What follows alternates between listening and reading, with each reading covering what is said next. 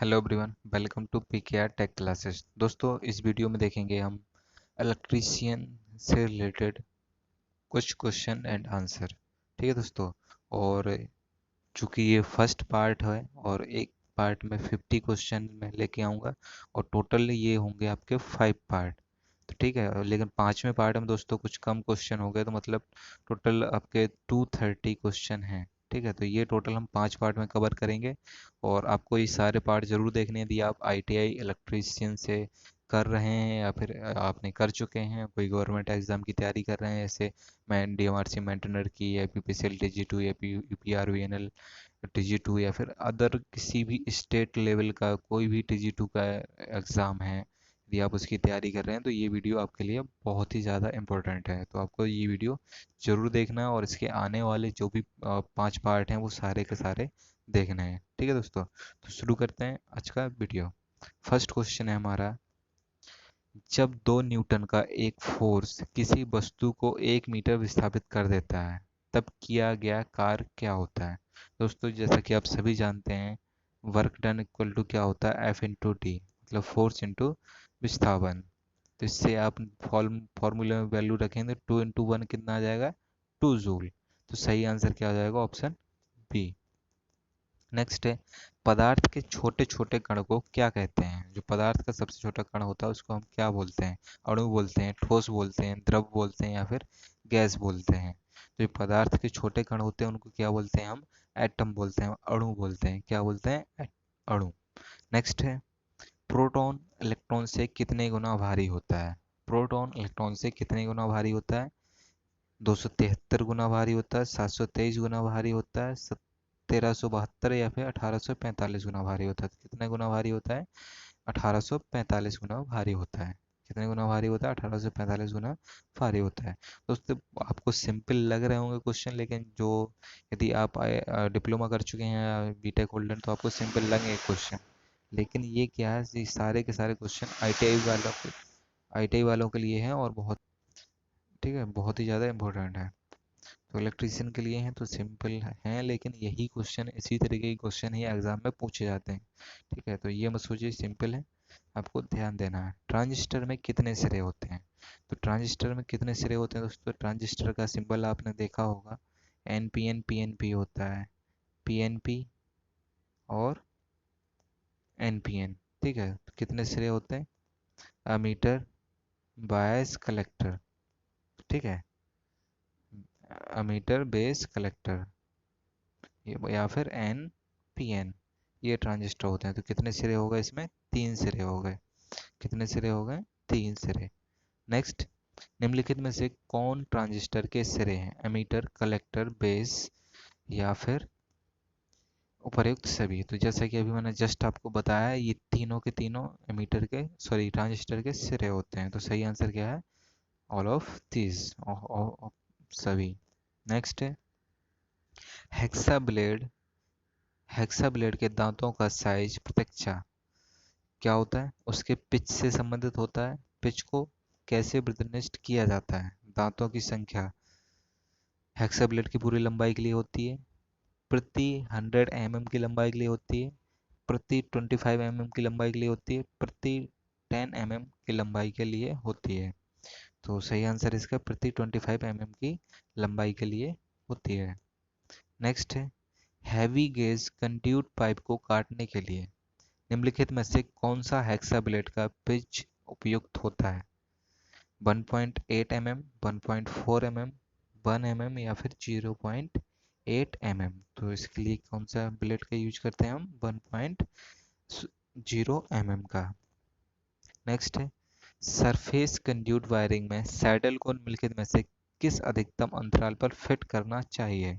Surface conduit wiring में saddle को निम्नलिखित में से किस अधिकतम अंतराल पर फिट करना चाहिए, 1.5 मीटर पर, 1.0 मीटर पर, 0.7 या फिर 0.5 मीटर पर। तो कितने पर करते हैं हम इसको, 1 मीटर पर।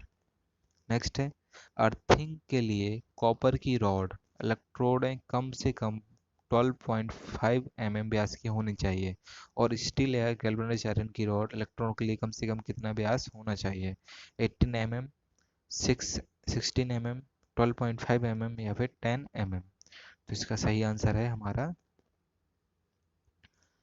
16 mm। कितना होना चाहिए? 16 mm का व्यास होना चाहिए। नेक्स्ट है, नियमानुसार दो इलेक्ट्रोडों के बीच की दूरी न्यूनतम से कम नहीं होनी चाहिए। इलेक्ट्रोड की लंबाई का 1 गुना, इलेक्ट्रोड की लंबाई का 2 गुना, इलेक्ट्रोड की लंबाई का 3 गुना। तो कितना होना चाहिए? ये इलेक्ट्रोड की लंबाई का 2 गुना से कम नहीं होनी चाहिए। नेक्स्ट है, बैंड से एक जोड़े बैंड से एक जोड़े से अधिक रनों वाले कंड्यूट में प्रयोग की जाने वाली अधिक उपयुक्त फिश वायर निम्नलिखित में से कौन सी है? Copper wire, mild steel wire, stainless steel wire या फिर स्टील कर्टेन रिंग्स। तो सही आंसर क्या है इसका? Steel curtain rings. नेक्स्ट है, ग्राउंड लेवल से दीवारों पर पीवीसी चैनल को निम्नलिखित में से किस उपयुक्त ऊंचाई पर फिक्स किया जा सकता है? 10 सेंटीमीटर, 20 सेंटीमीटर, 30 सेंटीमीटर या फिर 50 सेंटीमीटर। तो सही आंसर है हमारा 20 सेंटीमीटर की ऊंचाई पर फिक्स किया जा सकता है 20 सेंटीमीटर पर। निम्नलिखित में से कौन स्थितिज ऊर्जा है? हाफ mv², mgh, ए और बी दोनों, इनमें से कोई नहीं। तो सही आंसर है हमारा mgh। क्या है? स्थितिज ऊर्जा है। और ये क्या है? गतिज ऊर्जा है। अभी लो, अगला क्वेश्चन वही है आपका, बताने की जरूरत नहीं। गतिज ऊर्जा हाफ mv²। नेक्स्ट है, एक वार्डिंग फाइल की लंबाई कितनी होती है? 50 किलोमीटर, 100 mm, 150 mm, 200 mm। सही आंसर है 100 mm। जब एक इंस्ट्रूमेंट में ग्रेविटी कंट्रोल का प्रयोग किया जाता है तब वह सही रीडिंग लेता है यदि उसे केवल हॉरिजॉन्टल पोजीशन में प्रयोग किया जाए, यदि उसे केवल वर्टिकल पोजीशन में प्रयोग किया जाए, यदि उसे केवल एक तिरछी पोजीशन में प्रयोग किया जाता है, या फिर यदि उसे तिरछी और हॉरिजॉन्टल पोजीशन में प्रयोग किया जाता है। तो सही आंसर क्या है आपका? यदि उसे केवल एक वर्टिकल पोजीशन में ही प्रयोग किया जाए। निम्नलिखित में से कौन सा इंस्ट्रूमेंट एसी व डीसी दोनों सर्किटों के लिए प्रयोग किया जाता है? Moving iron instrument, dynamometer, dynamometer meter, hot wire meter. उपयुक्त में से कोई नहीं। तो इसमें से सही आंसर क्या है? इनमें से कोई भी नहीं। दोनों सर्किट के लिए कोई भी यूज नहीं किया जा सकता है। नेक्स्ट, एक एमीटर का प्रयोग करके निम्नलिखित में से किसकी माप ली जा सकती है? इंसुलेशन की, रेजिस्टेंस की, करंट की, पावर की। तो एमीटर का प्रयोग किस लिए किया जाता है? क्या मापने के लिए करते हैं हम एमीटर का प्रयोग? मीटर का प्रयोग करते हैं हम करंट को मापने के लिए। क्या मापने के लिए करते हैं? करंट को मापने के लिए करते हैं।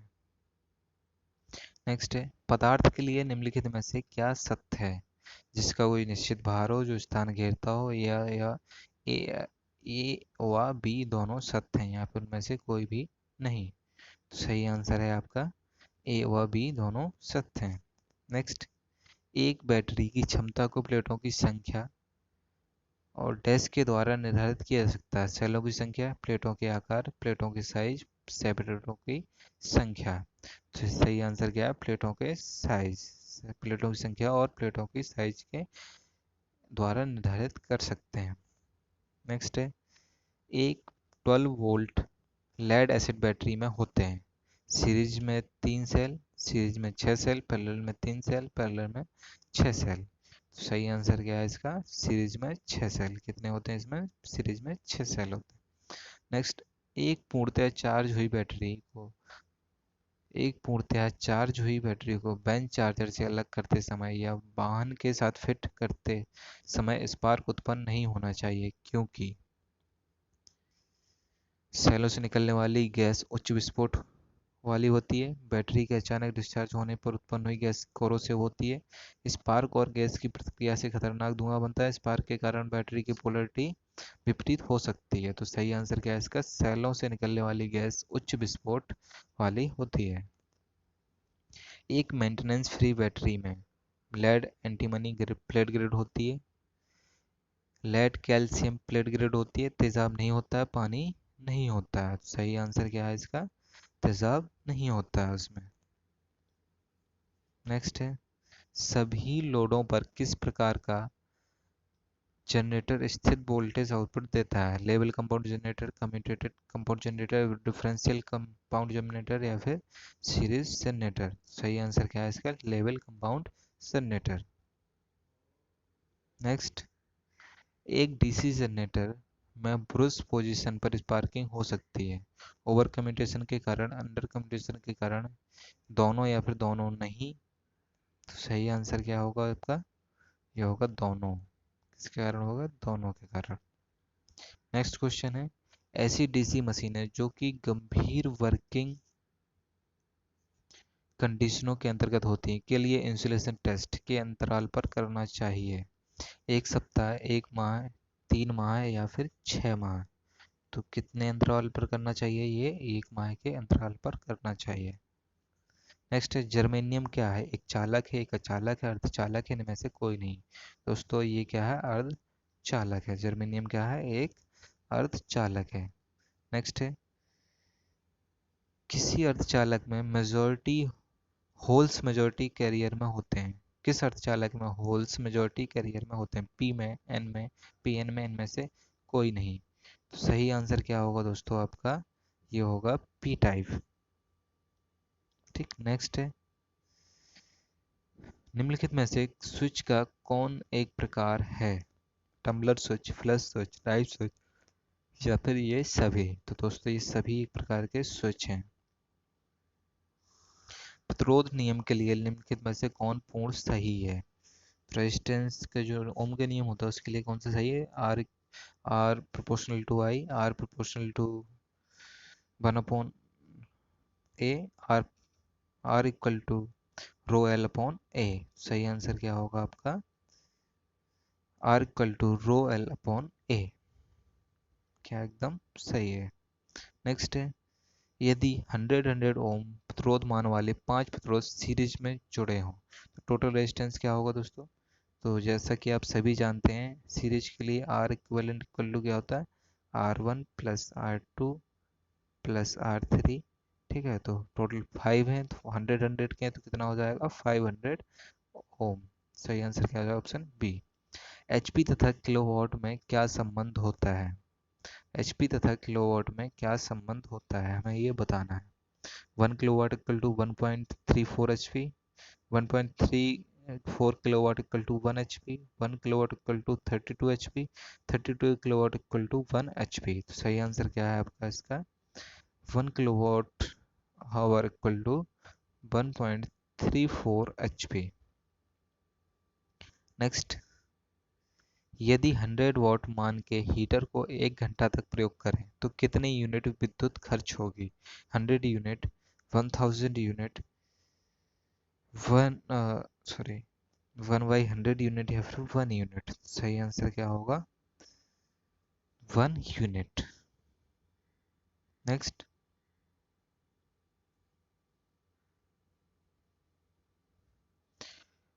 100 वाट्स का लैंप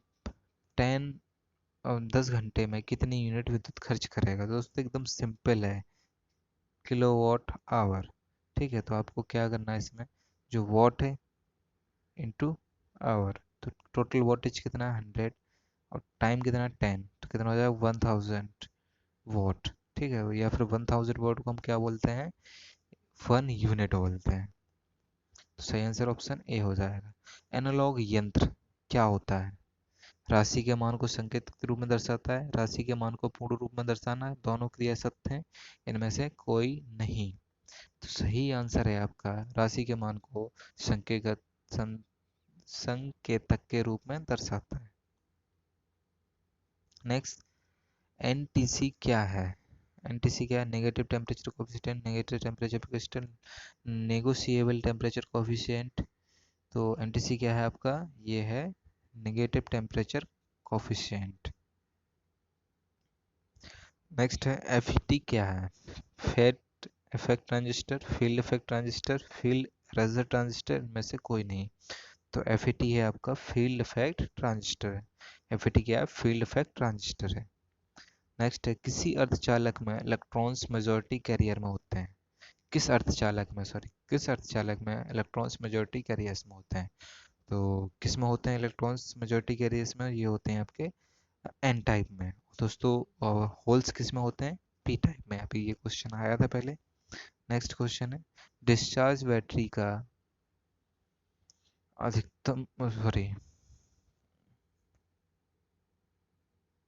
डिस्चार्ज बैटरी का आर्द्रता घनत्व कितना होता है? 3.34, 2.18, 1.18। तो कितना होता है ये होता है आपका 1.18। नेक्स्ट, डिस्चार्ज बैटरी का विद्युत वाहक बल कितने वोल्ट होता है? 2 वोल्ट, 3 वोल्ट, 4 वोल्ट, 5 वोल्ट। तो डिस्चार्ज बैटरी का विद्युत वाहक बल कितना होता है? ये होता है 2 वोल्ट। यदि क्या होगा यदि एक चुंबक के कई टुकड़े कर दिए जाएं? प्रत्येक टुकड़ा एक स्वतंत्र चुंबक बन जाएगा। एन तथा एस पोल अलग हो जाएंगे। एन तथा एस पोल अलग अलग नहीं होंगे, इनमें से कोई नहीं। तो प्रत्येक टुकड़ा क्या होगा? एक स्वतंत्र चुंबक बन जाएगा यदि हम इसके टुकड़े कर देंगे तो। सोलोनाइड क्या होता है? गहरी परत वाली कॉइल होती है, दोहरी परत वाली कॉइल होती है, अंगूठा का उत्तरी ध्रुव होता है, इनमें से कोई नहीं। तो सोलोनाइड क्या होता है आपका? सोलोनाइड होता है गहरी परत वाली एक कॉइल होती है। ठीक है, नेक्स्ट है, स्ट्रे क्षति, स्ट्रे लॉसेस क्या है? लॉ लॉ क्षति माइनस यांत्रिक क्षति, लॉ क्षति प्लस यांत्रिक क्षति, लॉ क्षति इंटू यांत्रिक क्षति, लॉ क्षति अपॉन यांत्रिक क्षति। तो स्ट्रे लॉसेस क्या है? लॉ क्षति प्लस यांत्रिक क्षति, मतलब iron losses plus mechanical losses क्या है? स्ट्रे लॉसेस है, को हम फिक्स लॉसेस भी बोलते हैं। अच्छा फ्यूज किस धातु का होता है? अच्छा फ्यूज किस धातु का होता है?